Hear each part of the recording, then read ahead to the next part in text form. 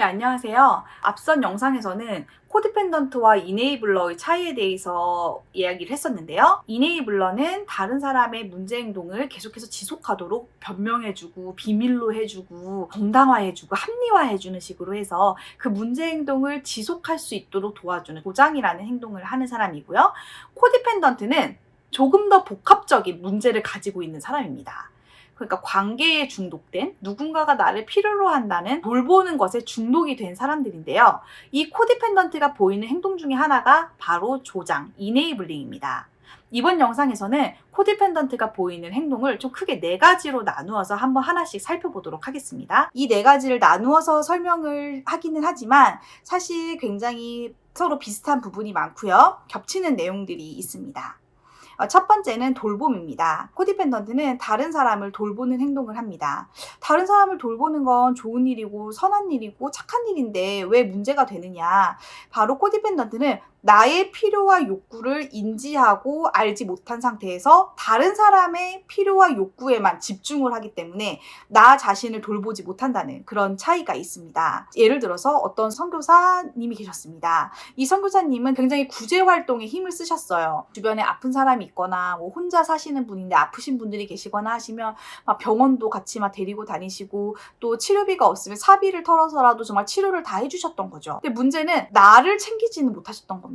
선교사님이 본인의 가정과 본인의 건강은 돌보지 못하셨어요. 나의 포커스와 관심이 남에게 가 있기 때문에 나의 가족과 나를 돌보지는 못했던 것이죠. 코디펜던트의 돌봄은 건강하지 못합니다. 나를 돌보는 것이 이기적이라고 느껴지고 다른 사람에게 자꾸 관심과 이 포커스를 가지게 되는 것이죠. 그리고 다른 사람에게 관심을 가지고 외부로부터 항상 이렇게 좀 정신을 분산시켜요. 항상 좀 쓸데없는 문제 같은 데 이렇게 관심을 하면서 정말 내가 가지고 있는 문제는 외면하고 모른 척하고 미뤄두는 것이죠. 코디펜던트가 보이는 이제 두 번째 행동은 바로 통제입니다.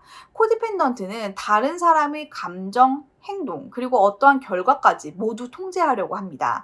저도 그랬어요. 저도 항상 저희 가족의 모든 생각, 신앙, 신념, 가치관, 믿음, 세상을 살아가는 방법 이런 거를 제가 다 통제하고 바꾸려고 했습니다. 그러니까 항상 제가 얘기를 하죠. 가족의 의미란, 가족은 어떻게 살아야 하는가, 서로에게 감사하는 법, 뭐 이런 거를 저는 자꾸 가르쳐주고 알려주려고 했고 그 사람들이 느끼는 감정까지 통제하려고 했습니다. 제가 지금도 훈련하고 있는 것이 바로 이 세상은 통제할 수 없고 예측할 수 없다는 것입니다. 우리는 통제할 수 없고 예측 불가능하고 언제 어떤 일이 터질지 모르는 세상을 살고 있습니다. 내가 할 수 있는 것은 그것을 통제하기 위해서 안간힘을 쓰는 것이 아니라 최대한 리스크를 관리하고 위험을 분산하고 어쩔 수 없이 어떤 사건이 일어났을 때에는 해결하고 내가 바꿀 수 없는 일은 받아들이고 공존하고 살아가는 것, 이것을 우리는 인정하고 받아들여야 한다는 사실이었습니다. 때로는 내가 이 세상이 통제 불가능하고 내가 할 수 없다는 것이 불안하기도 하지만 그래도 예전에 모든 것을 다 통제하려고 했고 모든 것을 다 내가 다 주관해야 되고 내가 의도한 대로 다 나와야 된다라는 그런 생각에서 벗어나니까 마음이 한결 가벼워졌습니다. 코디펜던트가 보이는 행동의 세 번째는 앞서 살펴본 이네이블링입니다. 누군가의 어떤 문제 행동을 계속할 수 있도록 내가 정당화해주고 변명해주고 혹은 그 사실을 남들로부터 숨겨주는 것입니다. 예를 들어서 가정폭력을 휘두르는 아빠가 있다고 봅시다. 이 이네이블러 엄마는 아빠가 가정폭력을 휘두를 수 있도록 사실은 조장을 할 수가 있는 겁니다. 아빠가 폭력을 휘두를 때 경찰에 신고를 하지 않는다든지 아이들에게 아빠가 왜 저런 행동을 할 수밖에 없었는지를 설명해주고 그 행동을 정당화해준다든지 뭐 변명거리를 찾아준다든지 이런 식으로 하면서 그 학대자가 문제자가 행동을 계속할 수 있도록 하는 것입니다. 코디펜던트가 보이는 행동의 네 번째는 구조활동입니다.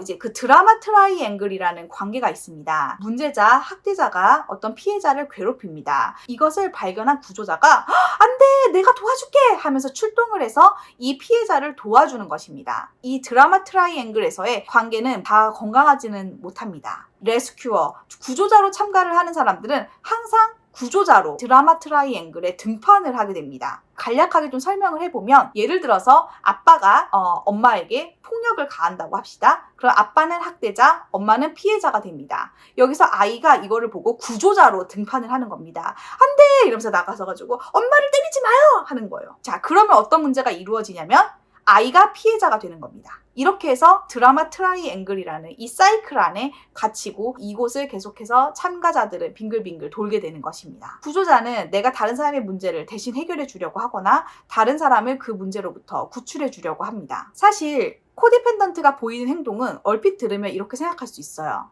그건 좋은 일 아니에요? 그건 선한 일 아니에요? 그건 착한 일 아니에요? 그거는 문제가 아닌 것 같아요.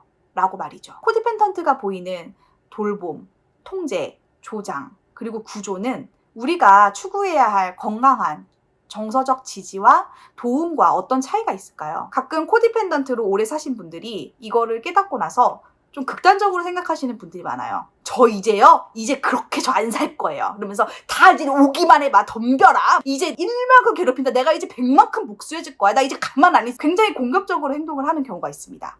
물론 이것은 우리가 어느 정도 치유의 과정, 회복의 과정에서 거쳐야 할 단계이긴 하지만 그것이 우리의 목표는 아닙니다. 그러니까 우리는 중간에 그렇게 될 수는 있지만 궁극적으로는 건강하게 그리고 올바르게 다른 사람을 도와줄 수 있고 정서적으로 지지해줄 수 있는 사람이 되어야 합니다. 코디펜던트가 하는 조장 활동, 이네이블링은 다른 사람의 문제를 내가 대신해주고 다른 사람이 한 행동에 대한 결과를 내가 책임지고 내가 그 결과를 수습하거나 그 결과에 따른 불이익을 내가 얻습니다. 문제를 해결해주는 방법을 알려주는 것이 아니라 내가 문제를 대신 해결해줍니다. 그러니까 이네이블링은 물고기를 잡아주는 겁니다. 상대방은 물고기를 잡을 이유도 없고 물고기가 잘 안 잡히면 물고기를 잘 못 잡은 책임을 코디펜던트가 지게 됩니다. 문제의 주체자는 그 어느 행동도 할 필요가 없으며 그 어떠한 책임도 질 필요가 없습니다.